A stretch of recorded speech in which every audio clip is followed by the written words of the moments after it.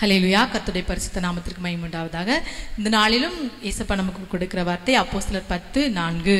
அவனை உற்று பார்த்து பயந்து, ஆண்டவரே என்ன என்றான். அப்பொழுது அவன், உன் ஜெபங்களும் உன் தர்மங்களும் தேவனுக்கு நினைப்பூட்டுதலாக அவர் சந்நிதியில் வந்து எட்டியிருக்கிறது.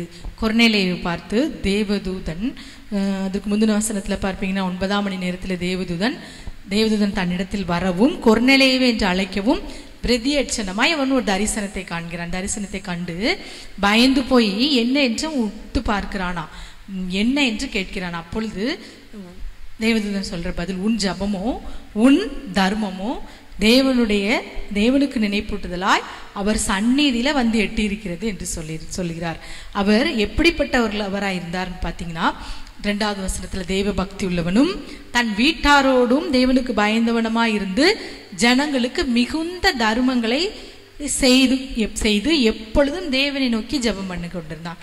எப்பொழுதும் தேவனை நோக்கி ஜெபம் பண்ணி கொண்டே இருந்தானா. அப்படி தேவனை நோக்கி எப்போதும் ஜெபம் பண்ணி கொண்டிருந்ததுனால தூதனே வந்து தரிசனம் கொடுத்து அவனுக்கு அடுத்து செய்ய வேண்டியது என்ன, கொர்நேலியுவை அடுத்து என்ன செய்யணும் அப்படிங்கிறத சொல்லுகிறார். அவனுக்கு வழி காட்டுகிறார். இதுக்கு அடுத்து நீ இதெல்லாம் செய்யின்னு சொல்லி அப்படி சொல்லும் போது என்ன சொல்றாரு பாருங்க, உன் ஜபமும் உன் தர்மமும் தேவனுடைய சமூகத்தில் என்ன செஞ்சு வந்து அவர் சந்நிதியில் வந்து எட்டி இருக்கிறதுன்னு சொல்றாரு. இன்றைக்கும் அருமையான தேவனுடைய பிள்ளைகளை நம்மளும் நிறைய பேர் சொல்றாங்க, நானும் எப்பவும் ஜெபம் பண்ணிட்டே தான் இருக்கேன், நான் காலையில் ஜெபிக்கிறேன், எல்லா நேரமும் ஜெபிக்கிறேன், ஆனால் என் காரியங்கள் ஏசப்பாவுக்கு தெரியுமா தெரியலன்னே தெரியல, என் பாடும் என் பிரச்சனையும் அப்படியே தான் இருக்குன்னு சொல்கிறோம். இதுக்கு பாருங்க, இந்த கொர்நேலியு எப்பொழுதும் தேவனை நோக்கி ஜெபம் பண்ணி கொண்டிருந்ததுனால தேவ தூதனை கர்த்தர் அனுப்பி கர்த்தருடைய சமூகத்தில் போய் எட்டுனதுன்னு பார்க்கிறோமா. நம்ம ஜெபங்கள் இன்னைக்கு அப்போ ஏன் ஏசப்பாவுடைய சமூகத்தில் போய் எட்டுறதில்ல? அருமையான தேவனுடைய பிள்ளைகள், நாம எப்படி ஜெபிக்கிறோம்? நம்முடைய ஜபங்கள் ஏன் கர்த்தருடைய சமூகத்தில் நினைப்பூட்டுதலா இல்லை? இன்றைக்கு நாம சிந்திக்கணும். ஒருவேளை நீங்க உண்மையாய் ஜெபிக்கிற நபர்களா இருந்தா கட்டாயம் கர்த்தருடைய சந்நிதியில் போய் அது எட்டுனா என்ன ஆகும்னா, அவர் உங்களுக்கு வழிகாட்டும்படி நீங்க அடுத்து என்ன செய்ய வேண்டும் என்று அவர் உங்களுக்கு வழிகாட்டியாய் தூதனை அனுப்புவார். அங்கு தூதன் வந்தா இன்றைக்கு மனிதர்கள் மூலமாய் உங்களுக்கு கர்த்தர் நீங்க வேண்டிக் கொண்டிருக்கிற காரியத்தில் ஒரு ஜெயத்தை இந்த நாளில் கட்டளையிடுவார். நீங்க அப்படி ஜெபிக்கிற நபராய் இருந்தா, அவரை போல வீட்டார் அனைவரோடும் தேவனுக்கு பயப்படுகிறவர்களா இருந்தா அவர் கட்டாயம் உங்களுக்கு அடுத்து நீங்க என்ன செய்யணும் அப்படிங்கிறதை குறித்து கட்டாயம் உங்களுக்கு வெளிப்படுத்துவார். அவருடைய சந்நிதியில போய் எட்டும் அளவிற்கு நம் ஜெபங்கள் காணப்படணும். இன்னைக்கு நம்முடைய காரியம் எது கர்த்தருடைய சமூகத்துல போய் எட்டுது? இன்னைக்கு அநேகருடைய பாவங்கள், அநேகருடைய கீழ்ப்படியாமைகள், அநேகருடைய பக்தி இல்லாத காரியங்கள், நிர்விசாரங்கள் கர்த்தருடைய சமூகத்தில் போய் எட்டி இருக்கிறது. ஆமென். இன்றைக்கு அநேகருக்கு கர்த்தருடைய ஆலயத்திலே வந்து அவரை ஆராதிப்பதிலும் அவருக்காக பரிசுத்தமாய் தங்களை காத்து கொண்டு வாழ்வதிலும் ஒரு நிர்விசாரம், இப்படிப்பட்ட காரியங்கள் தான் அங்கே போய் எட்டுது. இன்னைக்கு நாம ஆராதனைக்கே வர முடியல இன்னைக்கு நிறைய பேரால.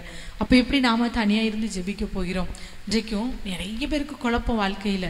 இன்னைக்கு கொர்நேலியு பாருங்க, அவர் செஞ்சுட்டு இருந்தது அழகான காரியங்களை செய்துட்டே இருந்தார். அவர் செஞ்சுட்டே இருந்ததுனால அது கர்த்தருடைய சந்நிதியில போய் நினைப்பூட்டுதெல்லாம் எட்டிச்சான். இன்றைக்கும் உங்களுக்கு துணைக்கு யாருமே இல்லையா? உங்களுக்கு அடுத்து என்ன செய்யணும்னு தெரியலையா? நீங்க செய்ய வேண்டியதெல்லாம் அந்த கொர்நேலியு போல நீங்களும் கர்த்தருடைய பாதத்தில் அமர்ந்திருப்பீங்கன்னா கர்த்தரும் உங்களுக்கு என்ன செய்யணுங்கிறதை அவர் செய்வார். ஆட்களை உங்களுக்கு துணையாய் அனுப்புவார். நீங்க செய்யக்கூடிய காரியத்தை அவர் செய்து முடிப்பார். முன்னின்று குழப்பங்களான சூழ்நிலைகள் எல்லாம் மாறும். ஆகவே இயேசப்பா எனக்கும் அந்த கொர்நேலியு போல ஒரு ஜெப ஜீவியத்தை எனக்கு தாங்கப்பா. நான் என் வீட்டார் அனைவரோடு கூட பக்தியுள்ளவர்களாய் நான் தர்மங்களை செய்து என் ஜெபம் உமக்கு நினைப்பூட்டும்படி நான் பாவம் நினைப்பூட்டக்கூடாது. இன்னைக்கு ஜெபம் நினைப்பூட்டுதலா இருக்கணும். அவர் சந்நிதியில போய் எட்டணும். இன்றைக்கு அப்படிப்பட்ட காரியங்கள் நம் வாழ்க்கையில் காணப்பட வேண்டுமாகவே எல்லாரும் தலைகளை தாழ்த்தி கண்களை மூடி ஜெபிக்கலாமா? எங்கள் அன்பின் பரலோக பிதாவே, இந்த நல்ல வேலைக்காகவே நாங்கள் நன்றியோடு ஸ்தோத்தரிக்கிறோம் அப்பா. கொர்நேலியுவின் ஜெபங்களும் தர்மங்களும் அப்பா உம்முடைய சந்நிதியில் நினைப்பூட்டுதலாய் வந்து எட்டினது என்று பார்க்கிறோம்.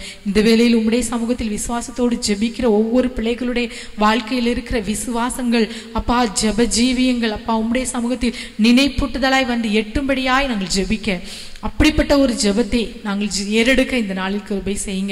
இயேசுவே மை ஸ்தோத்திரிக்கிறோம் அப்பா. முற்றிலும் எங்களுடைய கரத்தில் ஒப்பு கொடுக்கிறோம்.